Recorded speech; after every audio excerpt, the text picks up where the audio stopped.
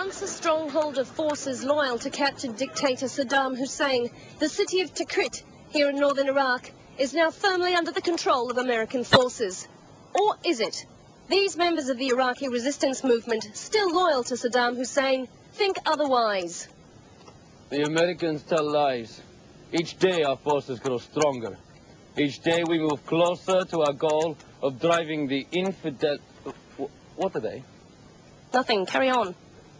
Driving the infidels from our motherland. We are not afraid to... Are they subtitles? They are, aren't they?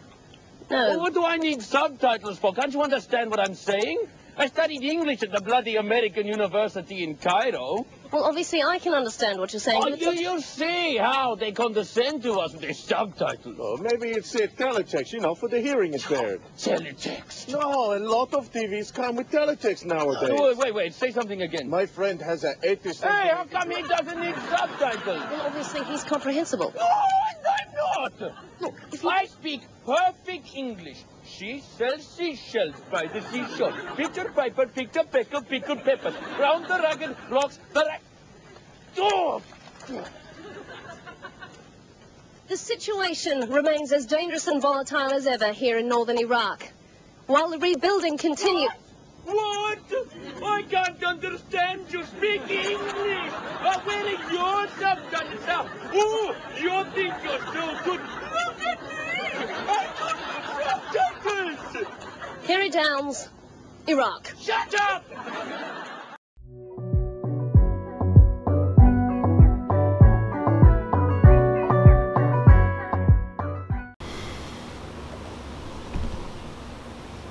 Oh shit, I didn't even know I was recording. Hey guys, how's it going? And welcome back. Today is Tuesday, December 4th, 2018. And happy Taco Tuesday. Ooh, ooh. Yeah, buddy. Alright guys, well today we're going to be doing a little bit of world news. I see that not many people are covering too much of the world news out there, so I figure I should at least give you guys a little bit of an overview and then have you guys kind of go figure it out, right? Well, not sure if you guys were aware, but this past weekend, the G20 meeting occurred. And during the G20 meeting, there was a lot of talk about oil. Again, I don't know if you guys saw from, Friday's video where I showed you a few clips of Putin and the guy from Saudi Arabia shaking hands. And but now, the whole thing is over. It's already, the weekend's already passed. And we've heard a lot of talk. Well, if you're even paying attention to this stuff, but there's been a lot of talk about them just all figuring out what they're going to be doing about oil moving forward. I'm talking about Russia, China, the US, Saudi Arabia, every country and everything. It seems like the Saudis and so on, they're trying to produce less so that the price goes higher, and the US and others are trying to produce as much as humanly possible to keep the price down. So yeah, whatever, we'll see how that flies and how that works out. As we know, there's other players within this space that no one's even talking about, like Venezuela and so on, and we're just gonna have to see how all this develops. And not just Venezuela, but even Mexico. So Mexico wasn't at the G20 meetings, and it's like, and you might ask yourself, well, why not? Well, it's because on Saturday, the new Mexican president was being inaugurated. And holy shit, what an event that was. This guy was Trump times 10. Now, this president is, I'm going to give you guys another overview because the video I did talking about this got blocked, so hopefully this one doesn't get blocked. So, this new Mexican president, he's very left-leaning, but this is a very right-leaning country, Mexico, and meaning that it's very conservative down here. And so this president is very liberal in the sense that he wants to create social programs for the people, reduce poverty, give I already said the social programs. What else? Oh yeah, give more things like gay rights and rights to others and so on. But again, in a country that's not exactly where America is and other parts of the world are yet, thank God.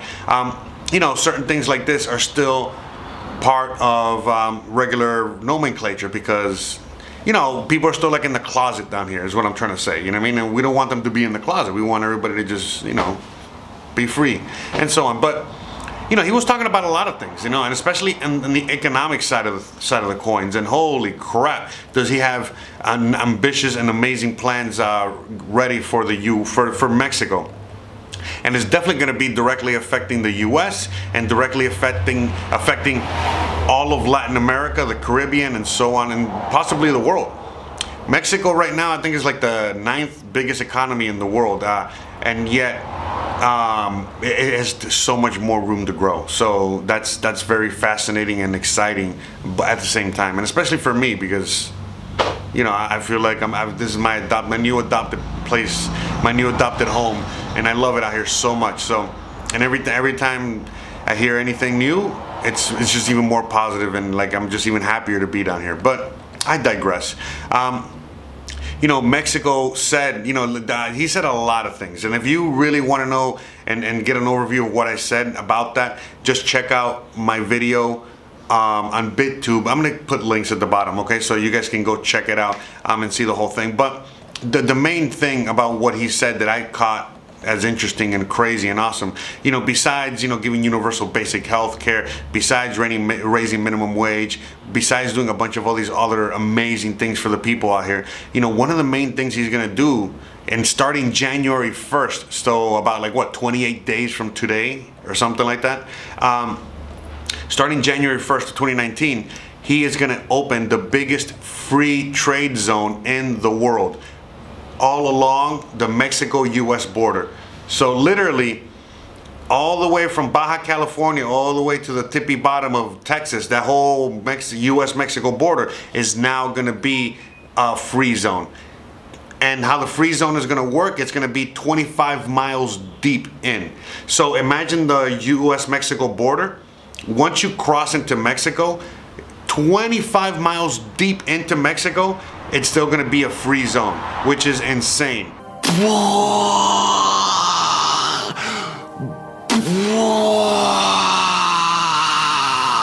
The free zones are usually like, it's like not even half a mile, maybe less. And usually when you encounter with a free zone, when you encounter a free zone, it's a free trade zone where, you know, you see them usually in airports. Airports are all free trade zones, you know, especially once you know, cross the, you know, the TSA when you're waiting for your plane and you buy stuff there, you know, usually you'll find shops that are free trade zones there, or free trade, but usually at borders. So I used to remember when I used to go to Canada, you know, right before you cross back into the US, you can buy really cheap stuff at the Canadian border. That was like, for example, alcohol. You can get alcohol extremely cheap and tax-free at the border, and then you cross into the US with it legally, and it's all good. So, and then in Washington State, the liquor tax was like 30% or higher. So it was like a humongous price difference. And so the same thing is going to happen now, but instead of just being that thin little spot, now it's going to be 25 miles deep into Mexico. So the economic boom that this is going to bring is going to be immense. You know, one of the things that he said is that automatically anyone within that zone is going to have double the minimum wage as the rest of Mexico. They're gonna have all these super crazy tax loopholes, you know, to help. So imagine, like, I'm just imagining all these stores, all these shops, you know, American, whatever, they're gonna be functioning under the, you know, they're gonna have all the benefits of, like, let's say California or Arizona or Texas. He said depending on where it is on the map, that they're gonna get the direct benefits from there. And so, you know, just imagine of all the export and imports, you know, corporations, companies and shit like that that are going to set up on the border, all these jobs that are going to be automatic manufacturing jobs, transport jobs, and so on and so forth, where a lot of people are going to set up shop on that border and then start an export-import you know, company, and all of a sudden they're going to benefit because a lot of people are going to be buying from them because obviously the lower prices can't compare to anyone else, and then the rest of Mexico is going to benefit because now every single item all across the board, everything from bread to bananas to cameras to batteries to everything is going to be completely reduced in price, and so on and so forth. Plus, again, not just all these reduction in price all over the board, all across the board for pretty much everything, but then the increase in salary. So again, I'm already out here in Mexico, and people are kind of like, in a weird way, like paycheck to paycheck, but they only have to really work one job, and they can afford to have a few homes, have a family, live the dream, live the Mexican dream. And now all of a sudden they're gonna all get a pay raise, and on top of that, they're gonna get a reduction of price to pretty much every item across the board. It's good to be a Mexican. I'm telling you, it's good to be, and it's good to come down here and so on and so forth. But the benefits are they're just increasing on a day-to-day basis. And that's going to be an immense thing, because it's going to directly affect, I think, the rest of Latin America, but especially Mexico. And it's going to be cool because, like, again, I talk about living in Mexico and how things are down here, and it's pretty Americanized in a lot of ways already. So now, they're going to be. Remember, I've told you guys that they're going to be going through a humongous economic boom, and now, wow, there's a bunch of other things that I could talk about that are also going to be affecting the Mexican economy in a positive, and in turn, I think the American economy in a positive, especially when it comes to manufacturing and so on and so forth, because. Just think about it. As the economy gets better and better and better here, now all of a sudden Mexico is going to be needing new cars, new buses, new transport, new kinds of everything. And then where are they going to be built? Most likely in the U.S. and be brought down here, or maybe even built down here.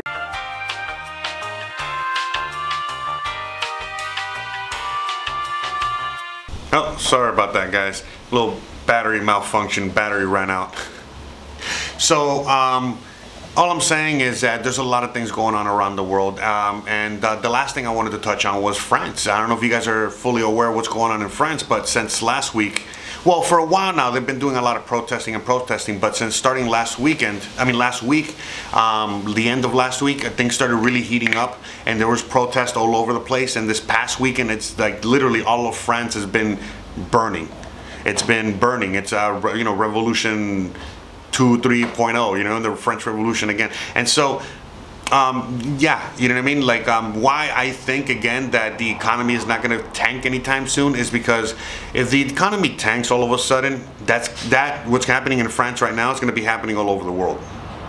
By the way, if you have no idea what's happening in France, just check out France riots and you'll be blown away as to what's happening out there. Where the police, which are there to stop the rioting, the police are starting to get together with the rioters, and the people have had enough with the government. It's enough, and the people are pushing back. And so, even though a lot of people say, oh, it's too late, oh my God, we've lost all hope. No, the reality is that no, we haven't, because that's a perfect example of where the people lost all hope. They push back, and that's it. Pretty much they're reversing it immediately. So that's the thing. If the economy were to tank, the dollar were to fall, and all these things were to happen, all of a sudden, what's happening in France is going to happen all over, and the people in power know that, and the people in power know that they cannot control it, and it's over, game over for them like that. So that's why they need to keep, pushing this Ponzi scheme. That is the dollar. They got to keep pushing the dollar into, they're going to keep printing, figuring out other ways in which to keep it relevant. That's why the whole thing with Mexico is extremely important, and the thing with oil is also important because, again, the dollar's not going out, the dollar's not going away anytime soon, and this whole thing is just getting started. Okay, like, for real. I know it sounds insanely crazy, but for real, it's going to be a little while. Remember, I told you guys, the beginnings of the dollar are already kind of like dying, or we're already witnessing it. I don't think we're going to see a crash anytime soon. Again, I could be wrong. We could see a crash in the next couple of days or next week or so, but I sincerely doubt it. Every single day, it's obviously, we're getting less percentage-wise, and we're going to get to that most likely next year. But again, why? Because they got to keep pushing that back as much as possible, because, again, if it crashes and all of a sudden all of us are hungry, we're on the street, we're all whatever, guess what? We're all going to be fucking at the gates, literally. We're gonna be at the fucking gates of the White House, at the gates of all of our congressmen and so on, and all our governments all around the U.S. and Europe and so on and so forth, and demanding answers. And it's not going to be pretty for them. So they're not looking forward to that, and that's why they need to keep the system, you know, full of bread and circus. All right, that's why they're constantly feeding the public bread and circus. All right, bread and circus, bread and circus. You already know. If you don't know what I mean by bread and circus, look it up. And so, and that's where everything stands right now. There's so much more. There's so much more news that I could be talking about today, but I gotta keep it short because I got an extremely busy week this week, and I have so much work, and I'm gonna be a little bit, you know, in and out.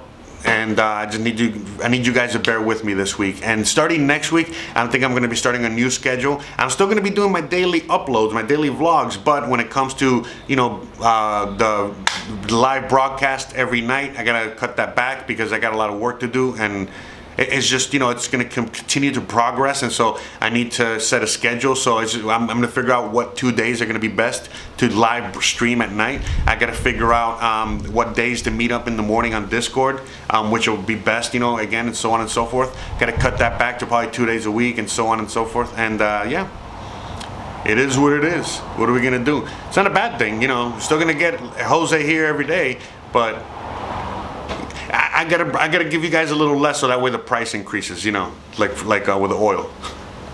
Boom, boom. Anyways, guys, hey, thank you. Speaking of price, thank you so much for, you know, all your patronage out there. Whether you're a patron or whether you're, you know, you've sent a PayPal or sent a Bitcoin or sent anything, thank you guys so much. I can't do any of this without you. Again, if you guys want to help and sponsor us and so on and so forth, you already know what to do. Thank you so much. Again, join us on Discord. We're there every day, all the freaking time, talking about all kinds of subjects, all kinds of things. You can learn so much. It's free, free, free. It's a humongous library of information that we're building there, and we have so many people talking about all kinds of things. Whether you want to learn about mining, you know, crypto mining, regular mining, whether you want to learn about gold, silver, Bitcoin, technology, world news, anything and everything, music, art, we have it all. So please join us there. We're there all the time, every day.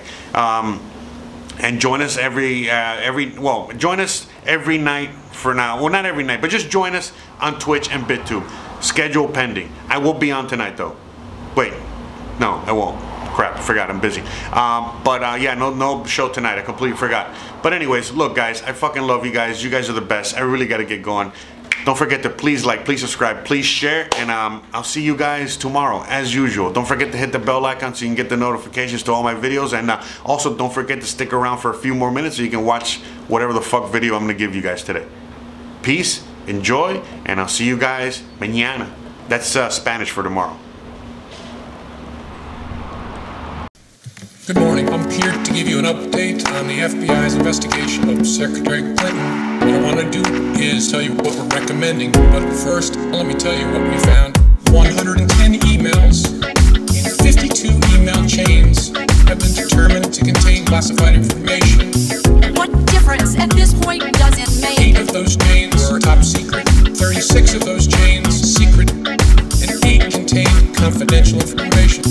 What difference at this point does it make? Everything I did was permitted. There was no law, no regulation. Secretary Clinton should have known that an unclassified system was no place for that conversation. I did not email any classified material to anyone on my email. None of these emails should have been on any kind of unclassified system, not even Gmail. But first of all, nothing was marked classified. To the contrary, Nothing was marked classified. there is evidence of Nothing was marked classified.